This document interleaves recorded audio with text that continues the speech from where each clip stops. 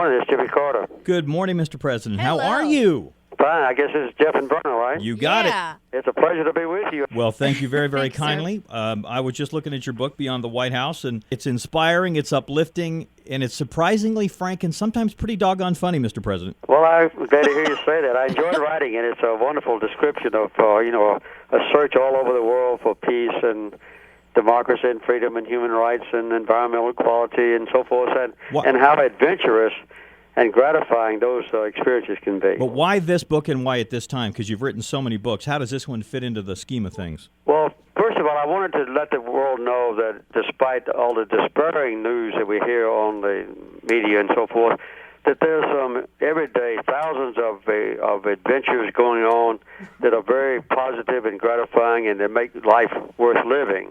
Also, to show that there's not much difference between us, no matter what country we live in or what color skin or how we worship God and so forth. We share common goals, and those goals can be reached if we are willing to reach out to each other and cooperate. And, of course, I have to point out, too, that this is the 25th anniversary of the founding of the Carter Center, and I wanted people to know about it. The only other time that the Carter Center has ever been really recognized is when I received the Nobel Peace Prize for the work that the Carter Center had done. So, the Carter Center, for people who aren't aware of it, can you kind of just give us a little bit of all the great things that it does? Well, first of all, we promote peace.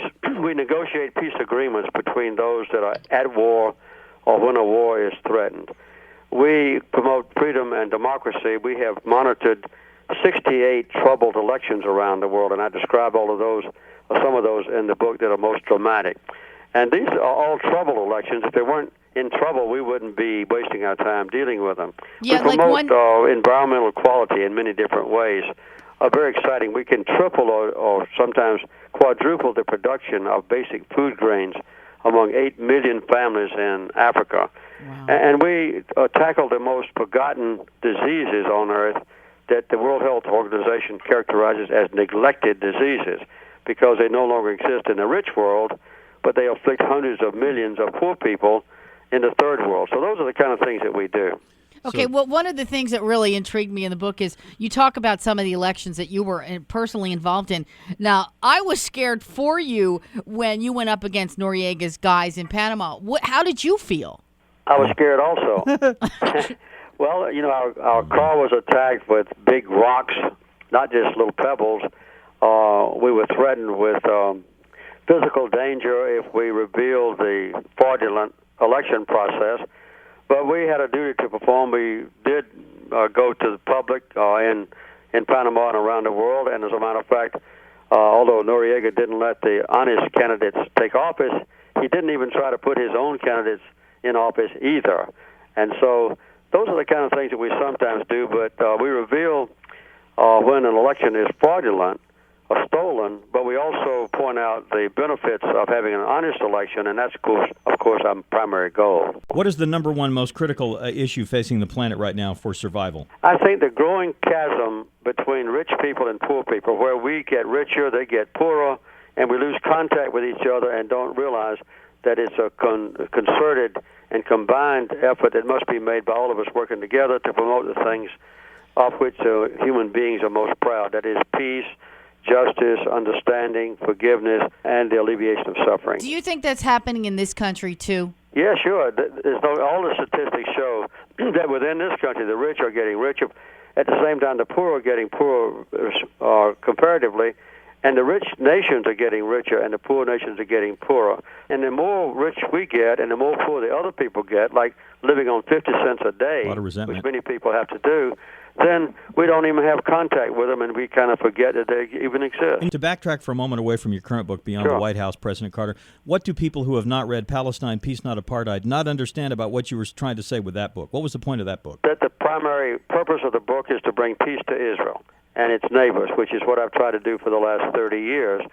And we can't do it unless we take a bold and balanced position. As a matter of fact, for the last 7 years, we haven't had one single day of peace negotiations between Israel and the Palestinians. And look at all you did there. That's got to be frustrating to you. It's not only frustrating to me as an outside observer, but it's intensely frustrating to the people who live in Israel and the people who live in Palestine and Syria that want peace. We're hearing that Ehud Olmert in Israel is preparing to cede a lot of land to the Palestinians. Is that accurate? And if so, is it wise? Doesn't it seem to have not done much to further the peace process in the recent past?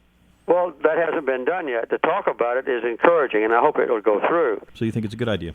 Yes, I do, of course. What do you think the most important thing that we can bring the developing countries? A basic declaration of what this country stands for. My hope is that in January of 2009, the newly elected president will take an oath of office and then say, look, now that I'm the president of this great nation, I'm going to speak for the people that I'm addressing. We will never again torture people in our prisons. We will be in the forefront of promoting environmental equality around the world, addressing the problems like global warming. We'll raise high the banner of human rights once again. We'll work hard on a balanced basis to bring peace to the Middle East. Those are the kind of things that need to be said. And I believe that the third world and the rich world around the entire globe is eager to hear America taking the leadership on those kind of issues once again. How do you stay so motivated at 83 when a lot of people are sitting home knitting or reading the paper? You write books, you teach Sunday school, you build things, you travel the globe, talk to everyone under the sun, do the books, do the tours. What motivates you?